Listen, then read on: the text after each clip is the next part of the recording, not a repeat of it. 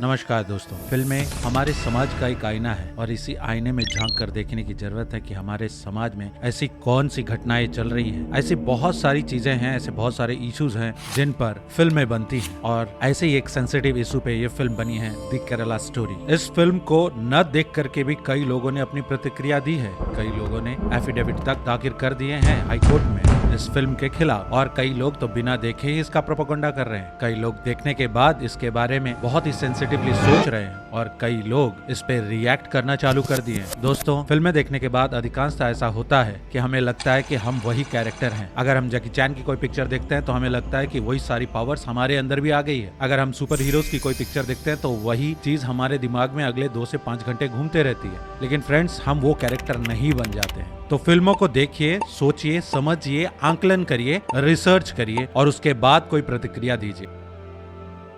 Friends, the Kerala story कई सारे लोगों को गलत प्रक्रिया देने पर मजबूर कर रही है, लेकिन मैं आपको बता दूं, अगर आपको प्रतिक्रिया देनी है तो अपने आप पर दीजिए, अपने संस्कारों पर दीजिए। इस पिक्चर को देखने के बाद मैं बस इतना ही कहना चाहूंगा, हमें कुछ चीजों पर बहुत ज्यादा ध्यान देने की जरूरत है। जैसे सतर्क रहने की जरूरत है। दूसरा, अपने धर्म अपने बच्चों को सिखाना बहुत जरूरी है। तीसरा, बच्चों को समझने के लिए उनके उम्र का बनकर उनका दोस्त होना बहुत जरूरी है। चौथा, कोई भी धर्म कभी भी किसी के खिलाफ जाना या गलत कामों को बढ़ावा देने के लिए नहीं होता है, क्योंकि कोई भी धर्म आपस में बैर रखना नहीं सिखाता है। और अगर आपस में आप बैर रख रहे हैं तो ये गलत है, ये हमें अपने बच्चों को सिखाना है। जहाँ तक रही बात फिल्म की स्टोरी की, तो फिल्म की स्टोरी में कुछ ऐसे लोग हैं जो षड्यंत्र रचते हैं और कुछ मासूम लोगों को फंसाते हैं। तो ये सिर्फ केरला की स्टोरी नहीं हो सकती, ये पूरे हिंदुस्तान में, ये पूरे विश्व में किसी भी देश की स्टोरी हो सकती है। क्योंकि आज के युग में सच्चा प्यार जो बहुत रेयर होता है, उसी की तलाश बहुत सारे लोग करते हैं और वही तलाश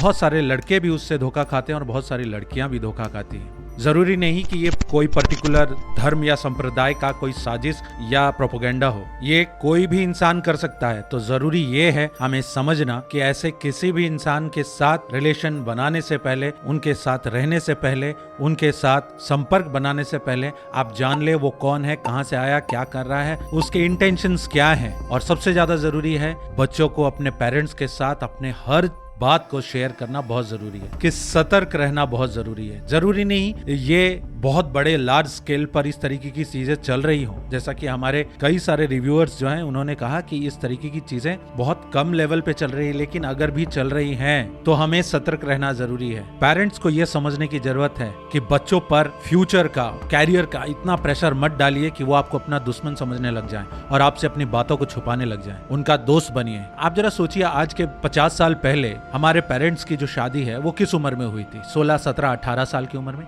लेकिन आज 16, 17, 18 साल की उम्र में ग्रेजुएट होता है एक लड़का और एक लड़की, और दोनों ही आज इतने कॉम्पिटिटिव जमाने में रह रहे हैं कि हर एक व्यक्ति चाहता अपनी एक पहचान बनाना, कुछ करके दिखाना, अपना नाम बनाना। तो इस कंपटीशन के जमाने में जब वो निकलते हैं इस दुनिया में, इस दुनिया को समझने और देखने के लिए, जरा सोचिए, वही एक ऐसी उम्र होती है, बहुत ही नाजुक उम्र होती है, 18 से 25 साल की उम्र, जिसमें कि बहुत सारी चीजें हम जानना समझना चाहते हैं, बहुत सारी चीजों को लेकर के क्यूरियोसिटी रहती है और उसी समय बहुत ज्यादा हम गलतियां करते हैं। लेकिन अगर पेरेंट्स के संस्कार अच्छे हों, पेरेंट्स का बच्चों के साथ दोस्ती वाला रिलेशन हो, जहां पर हर एक बातें बिना डर के शेयर की जाती हैं, बिना इस डर के कि उन्हें जज किया जाएगा, अगर इस तरीके के रिलेशन मेंटेन हो तो कभी भी बच्चे पेरेंट्स से अपनी बातें नहीं छुपाएंगे। और अगर पेरेंट्स से अपने कोई भी बात नहीं छुपाएंगे तो डेफिनेटली किसी भी प्रकार की दुर्घटना नहीं होगी। जो मीडिया है, जिस तरीके से मूवीज हैं, जिस तरीके के गाने, एडवर्टाइजमेंट, ये सारी चीजें जो ये इन्फ्लुएंस बहुत ज्यादा करती है। लेकिन हमें ये सोचना बहुत ज्यादा जरूरी है कि हम किन चीजों से इन्फ्लुएंस होंगे या हमें किन चीजों से इन्फ्लुएंस होना, ये डिसीजन कंप्लीटली हमारा होना चाहिए।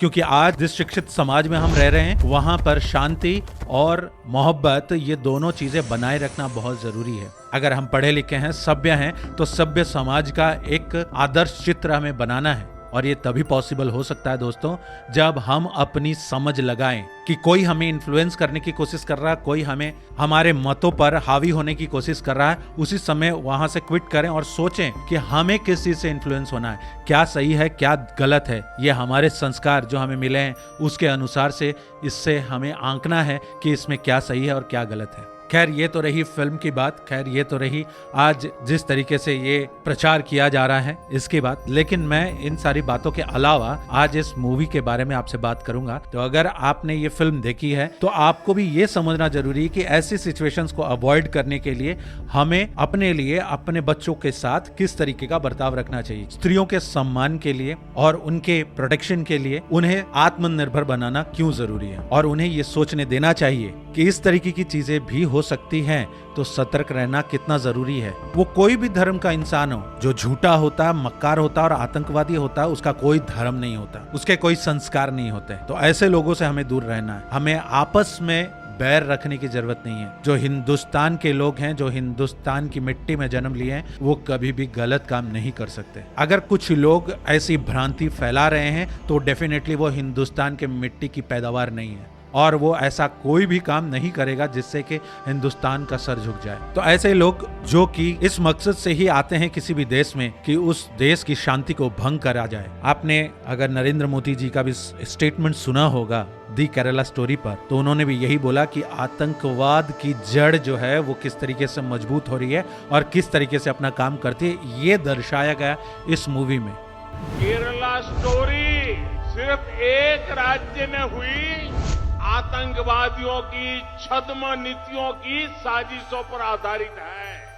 उन्होंने कभी भी किसी जाति या समुदाय या किसी पर्टिकुलर स्टेट को लेकर के ये नहीं बोला। फ्रेंड्स, दी केरला स्टोरी, लोग कह रहे हैं कि देखो केरला को बदनाम किया जा रहा है, लेकिन जब ये टाइटल लेकर के केरला में दिखाया गया तो केरला हाई कोर्ट ने इसे अप्रूव किया कि इसमें कहीं से भी केरला को बदनाम नहीं किया जा रहा, और बड़े से बड़े अधिकारियों को इस फिल्म की स्क्रीनिंग दिखाई गई थी और इससे साफ क्लीन चिट मिली थी कि एक बहुत अच्छी मूवी है जो कि समाज में जागरूकता लाएगी और बच्चों को सतर्क रहने के लिए इंस्पायर करेगी। क्योंकि सीधी सी बात है फ्रेंड्स, ध्यान हटा तो दुर्घटना घटा। तो सतर्क रहना कितना जरूरी है। ये फ्रेंड्स फिल्म उतनी ही अच्छी है, उतनी ही ज्यादा सतर्कता बढ़ा रही है समाज में, जितना कि आपने आर बाल्की की फिल्म पैडमैन को देखकर आपको लगा होगा, या फिर श्री नारायण सिंह की टॉयलेट एक प्रेम कथा को देख करके आपको लगा होगा। तो फ्रेंड्स, ये सीधा सीधा सा मैसेज आपको देती है कि सतर्कता बहुत ज्यादा जरूरी है। मैं धन्यवाद करूंगा मध्य प्रदेश को, उत्तर प्रदेश को, उत्तराखंड को, और हाल ही में हरियाणा में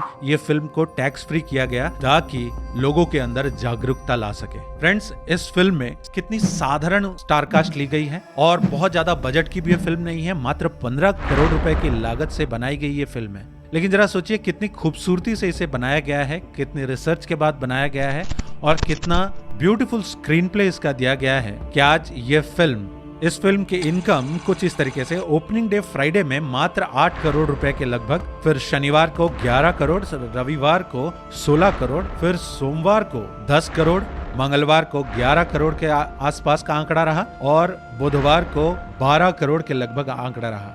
और मुझे लगता है फ्रेंड्स, दूसरे वीक अगर ये फिल्म थिएटर्स में चली तो 100 करोड़ का आंकड़ा ये डेफिनेटली पार करेगी। तो फिल्म को किस तरीके से प्रमोट किया गया है ये आप देखिए कि धीरे धीरे ये लोगों को अपने तरफ आकर्षित कर रही है, और इस तरीके का सिनेरियो देख करके तो लगता है कि एक लंबी रेस का घोड़ा बनेगा। इसका मुख्य कारण ये है कि कुछ लोग इसके काफी सपोर्ट में आ गए और कुछ लोग इसके काफी खिलाफ में आ गए। तो अल्टीमेटली अच्छी और बुरी पब्लिसिटी दोनों ही तरीके से ये पब्लिसिटी इस फिल्म को बहुत ज्यादा बेनिफिट करवा रही है। और फिल्म का हिट होने का दूसरा सबसे बड़ा कारण ये है कि फिल्म इस टाइम पर रिलीज हुई है जहां पर पूरा मैदान खाली है। कहने का मतलब आने वाले 15 दिनों तक फिल्म को टक्कर देने के लिए कोई भी बड़ी फिल्म रिलीज नहीं हो रही है। तो बॉस अपनी तो निकल पड़ी।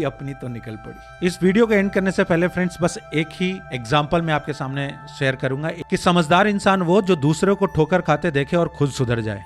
इंसान वो जो खुद ठोकर खा करके सीखे, और जो फिर भी न सीखे वो बैल, यानी कि उसे कोई नहीं सिखा सकता। तो फ्रेंड्स, आप अपने इमोशंस और अपनी सोच और अपने इन्फ्लुएंस अपने हाथ में रखें, क्योंकि आप एजुकेटेड हैं, आप समझदार हैं। आपका संस्कार, आपके परिवार और आपकी सोसाइटी ये आपकी है, और इसकी जिम्मेदारी भी आपकी है। ये देश हमारा है और इसे समझदारी से चलाना यही हमारी जिम्मेदारी है। तो फ्रेंड्स, आज के लिए बस इतना ही। रिव्यू हमारा, डिसीजन आपका। फिर मिलता हूँ आपसे अगले ब्लॉग में। तब तक जय जगन्नाथ।